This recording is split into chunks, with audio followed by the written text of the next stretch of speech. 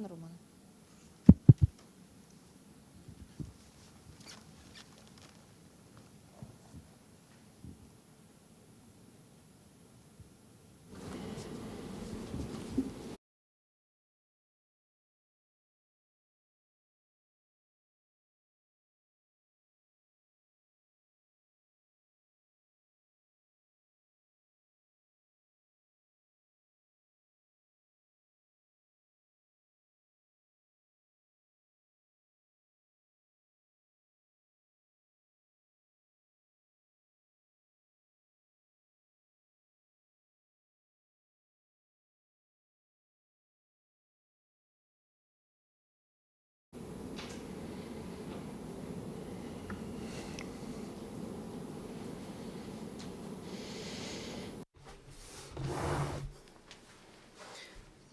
Good afternoon. I want to thank everybody who joins us. My name is Oleksandr and Ukraine Media Center Ukrinform continues its operation today. It's been 9 years of the war and today is day 390 of the full-scale invasion of our homeland by Russian aggressor, and today we will be talking about the countermeasures to fires in the ecosystems and demining. I want to introduce our speakers today. They are Rudak, Deputy Director of the Department for Emergency Prevention at the State Emergency Service of Ukraine. And joining us a little bit later will be Oleksandr, Khorunzhy, Press Officer of the State Emergency Service of Ukraine. Mr. Roman, let's start with the fires in ecosystems. We understand that with the advent of spring, this subject will be actual for us. So what is dynamics as of now? What's going on? What are the consequences? Good afternoon. Really, with the spring coming, with the warm temperatures coming, one of the most actual topics is the fires in ecosystems, because they make the units of state emergency service digress from such important missions as demining and saving human lives. For example, within the last day there were only 127 fires in ecosystems, which covered 80 hectares of territory. That resulted in engagement of 507 units of personnel and more than 100 units of material. So those are the resources to mitigate the consequences of fires in ecosystems. By fires in ecosystems, I don't mean the large-scale fires in the forest, for example, but it's also burning of trash, which the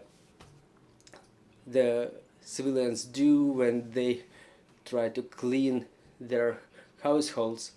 So since the beginning of this year, there were more than 1,700 fires in ecosystems across Ukraine, which covered more than 2,000 hectares. Within the last year, there were more than 30,000 fires in ecosystems, which covered more than 46,000 hectares of territory. More fires fell on Odessa, Dnipropetrovsk and Kharkiv region. The armed aggression by Russian Federation sometimes prevents the units of the State Emergency Service in fulfilling their duties, because the people have to work under fire, and it puts the personnel of the State Emergency Service into jeopardy. But regardless, thanks to the coordinated activities of the units of the State Emergency Service and the communication with the civilians and the cooperation with the executive authorities and training of Ukrainian population, training in the community administrations, we were able to prevent large-scale fires. Well, we are having a short video, so I propose to see it. Our technical personnel will launch it right away.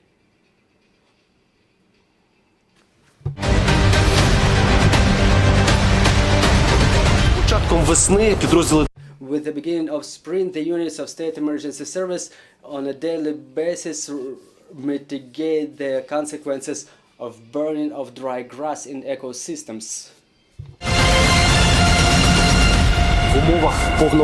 Under condition of full-scale invasion by Russian Federation, where we are needed for mitigation of consequences, where we are needed to save people, to clear the debris,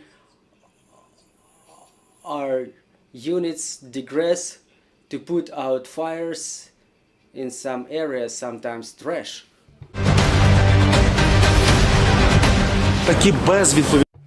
Such irresponsible actions are of threat to health and life of the population. They pose threat to environment, animals. Please, once again, be responsible. Don't burn the dry grass. Don't help the occupiers.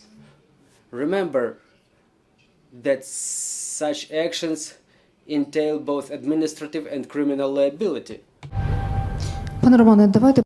Mr. Roman, let's talk about the violations, the most widespread violations that result in such consequences and liability for such actions.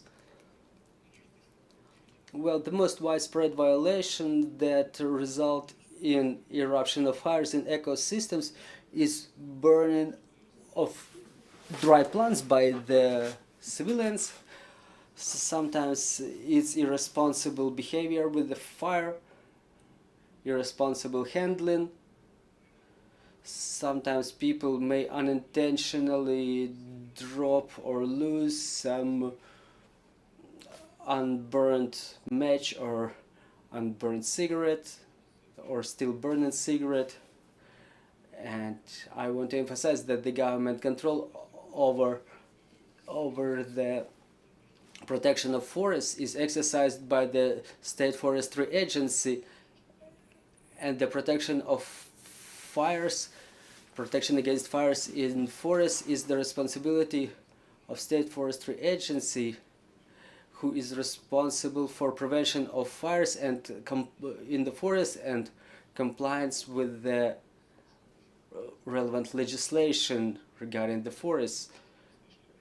So now that we're entering into fire hazardous season, I want to remind that the most fires erupt specifically during this period, during summer, in early fall and in the springs. And specifically during this period, the civilians are prohibited to enter the forests with their vehicles, apart from the vehicles which are being used for the servicing and maintenance of forestry, and burning, making fires in forests and adjacent territories. It's prohibited to smoke in the forest, to drop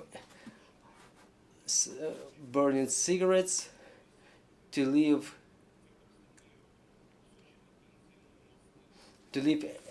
any rags and fabrics soaked with flammable materials like gas or diesel fuel, to leave any bottles, empty bottles where flammable materials were, and obviously to burn the dry plants and any dry vegetation.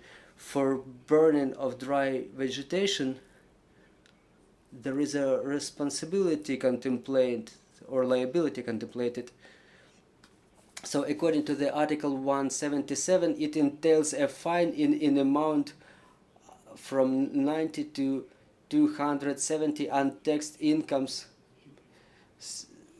So it's up to 4.5 thousand hryvnias. The Article 177.1, the burning of vegetation, entails a penalty in amount of up to 360 untaxed minimum wages, which equals from 3 up to 6,000 hryvnias. This is why burning dry vegetation is not only dangerous. People have to know that they are being liable both criminally and administratively. Mr. Roman, have there been many sanctions imposed on Ukrainians since the beginning of the year. For the time being, unfortunately, I don't have information as to the number of sanctioned Ukrainians, but those measures are underway all the time.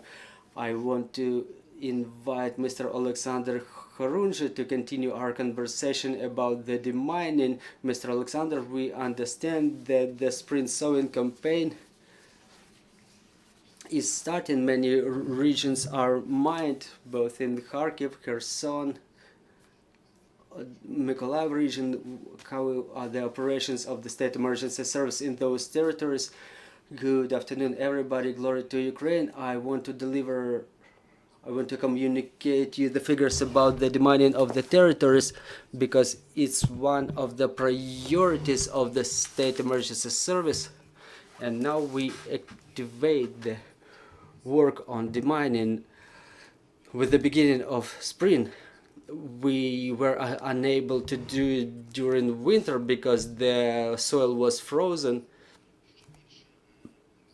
and now we will take more measures in this regard. We'll pay more attention to it because the agricultural lands are a priority for us. The general figures are from the beginning of the year, more than 300 explosive devices were defused, including 2,194 aviation bombs. We studied the territory of more than 80,000 hectares, and I want to emphasize that about 174,000 square kilometers are potentially contaminated with the explosive devices, and major part of them are the agricultural lands. I will proceed to them.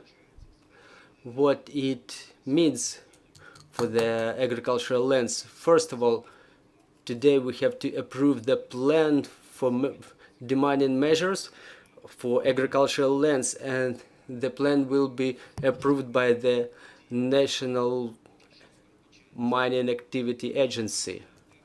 Well, first of all, the goal of the plan is creation of the safe and secure environment for the population by minimization of economic and social impact of the explosive devices on life and health of people, the use of agricultural lands for their purpose, and recovery of agrarian sector potential. So how this plan would be implemented? First of all, it's the collection of information regarding the agricultural lands that require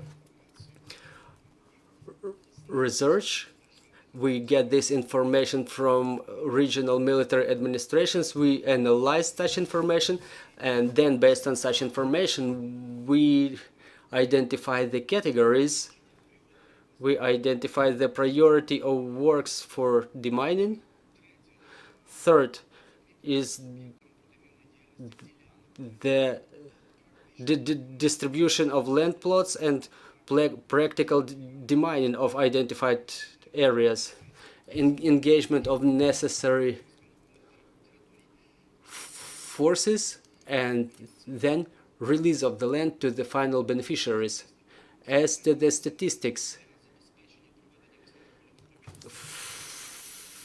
for sowing campaign, the territories in Dnipropetrovsk, Kiev, Zaporizhia, Mykolaiv, Sumy, Kharkiv, Kherson, Chernihiv, and Cherkasy regions are about to be searched. The total area of all those land plots is more than 470,000 hectares. Most part of such hazardous in terms of explosive devices, the most densely mined or potentially densely mined are the areas in Kherson region, Kharkiv region, and Mykolaiv region.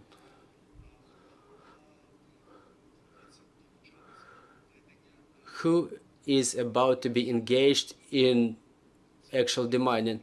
The pyrotechnic units of the State Emergency Service of Ukraine, engineer units of the Armed Forces of Ukraine and National Guard, and Special Transportation Service of Ukraine, and the operators of demining activity.